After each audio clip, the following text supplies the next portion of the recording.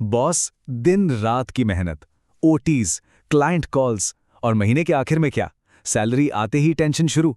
अगर ये किसी की कहानी है तो भाई बिल्कुल सही जगह पर आए हैं। एग्जैक्टली।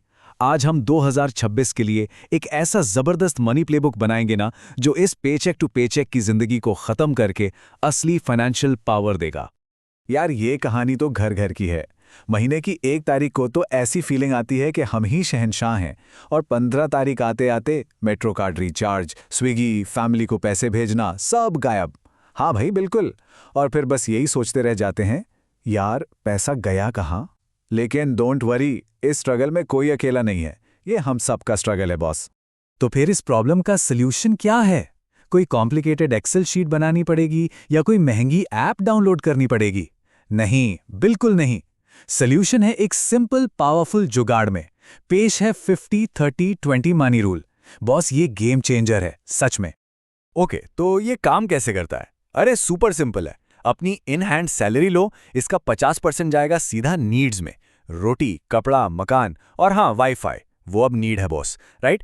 फिर आता है 30% वांट्स के लिए। स्विगी, जोमैटो, नेटफ्लिक्स, घूमना फिरना, बेसिकली द गुड लाइफ। और सबसे जरूरी, बचा हुआ 20% वो सीधा सेविंग्स और इन्वेस्टमेंट में जाएगा। कोई समझौता नहीं।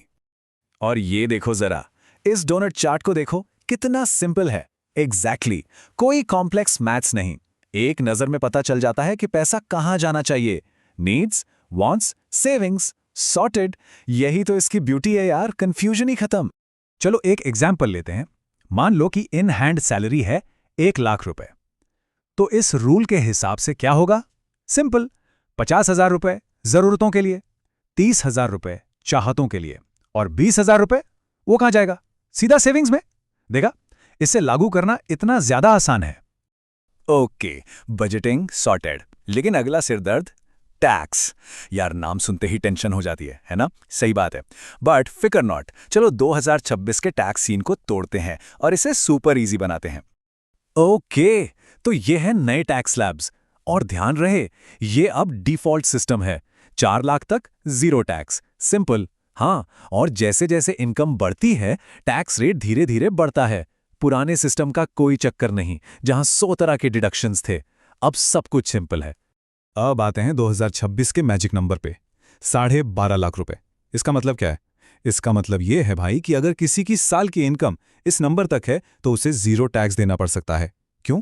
क्योंकि मिलता है स्टैंडर्ड डिडक्शन और टैक्स रिबेट। इन दोनों को मिलाकर टैक्स लायबिलिटी जीरो हो जाती है। This is a huge relief boss. All right, पैसा बचाया, टैक्स समझा। अब उस पैसे का क्या करें? अचार डालें? नहीं। अब आती है सबसे एक्साइटिंग बात, वेल्थ क्रिएशन। अपने पैसे को काम पे लगाना। अलग अलग सैलरी लेवल्स के लिए कुछ सॉलिड प्लान्स हैं हमारे पास। Let's go. फर्स्ट अप, उन सभी फ्रेशर्स और हसलर्स के लिए जो अभी अभी शुरू कर रहे हैं। अगर सैलरी 25,000 के आसपास है तो ये मत सोचना कि यार मैं क्या ही इन्वेस्ट करूंगा। गलत माइंडसेट है। सबसे जरूरी चीज है शुरुआत करना, चाहे अमाउंट छोटा ही क्यों ना हो। आदत सब कुछ है। प्लान सुपर सिंपल है। हर महीने 1,000 या 2,000 रुपए की एक एसआईपी शुरू करो। That's it. हाँ, एक अच्छे फ्लेक्सी कैप फंड में। यहां गोल पैसा बनाना नहीं है, गोल है इन्वेस्टमेंट की आदत बनाना। ट्रस्ट अस, ये आदत आगे जाकर कंपाउंड होगी, बिल्कुल पैसे की तरह। ओके, अब आते हैं मिड लेवल प्रोफेशनल्स पे, जिनके पास इन्वेस्ट करने के लिए थोड़ा एक्स्ट्रा कैश है। इनके लिए क्या प्लान है? Let's see. यहां हम बात कर रहे हैं 10,000 रुपए की मंथली एसआईपी की। लेकिन एक जगह नहीं, डाइवर्सिफाई करना है। 70% इक्विटी में, हाई ग्रोथ के लिए। 20% डेट फंड्स में, ये पोर्टफोलियो को स्टेबिलिटी देगा। और 10% गोल्ड में, सेफ्टी के लिए। इसे कहते हैं एसेट एलोकेशन। ये पोर्टफोलियो को बैलेंस में रखता है। Okay, time to level up.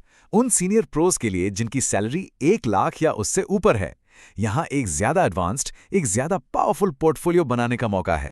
20,000 की सिप के साथ एक मल्टी एसेट अप्रोच अपना सकते हैं।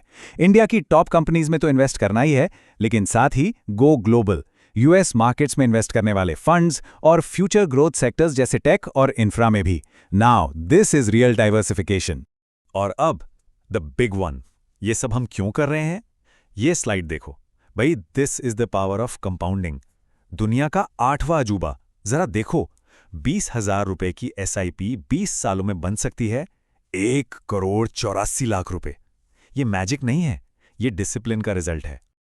ओके, अब थोड़ी कड़वी बात करते हैं। कुछ कॉमन मिस्टेक्स हैं, कुछ ट्रैप्स हैं जो फंसा सकते हैं। हाँ, और इन्हें जानना और इनसे बचना सुपर जरूरी है अगर फाइनेंशियली ग्रो करना है तो। Number 1, lifestyle creep. सैलरी बढ़ी और अगले ही दिन नया आईफोन ले लिया। Don't do that. Number 2, no emergency fund.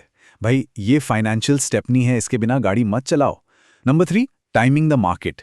ये सोचना कि जब मार्केट गिरेगा तब इन्वेस्ट करूंगा, बॉस कोई नहीं कर सकता। Number 4, over diversifying. 15-20 फंड्स खरीद लिए, कंफ्यूजन के अलावा कुछ नहीं मिलेगा। और सबसे बड़ी गलती, नो हेल्थ इंश्योरेंस। एक मेडिकल बिल सारी सेविंग्स खत्म कर सकता है। ओके, हमने बहुत कुछ कवर कर लिया, तो अब इन सबको एक सिंपल 3 स्टेप एक्शन प्लान में समराइज करते हैं। So here's the bottom line. First, budget.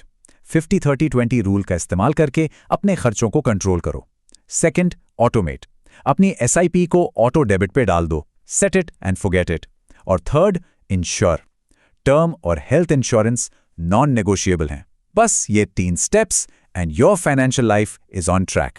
तो सारी इन्फॉर्मेशन अब सामने है।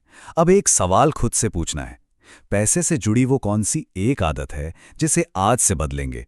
छोटा हो या बड़ा, a change is a change. आज से शुरू करो। अगर ये विश्लेषण हेल्पफुल लगा तो you know the drill, like और सब्सक्राइब, और नीचे कमेंट्स में जरूर बताओ वो कौन सा एक स्टेप है जो आप लेने वाले हैं। एक दूसरे से सीखते हैं। मिलते हैं अगले विश्लेषण में।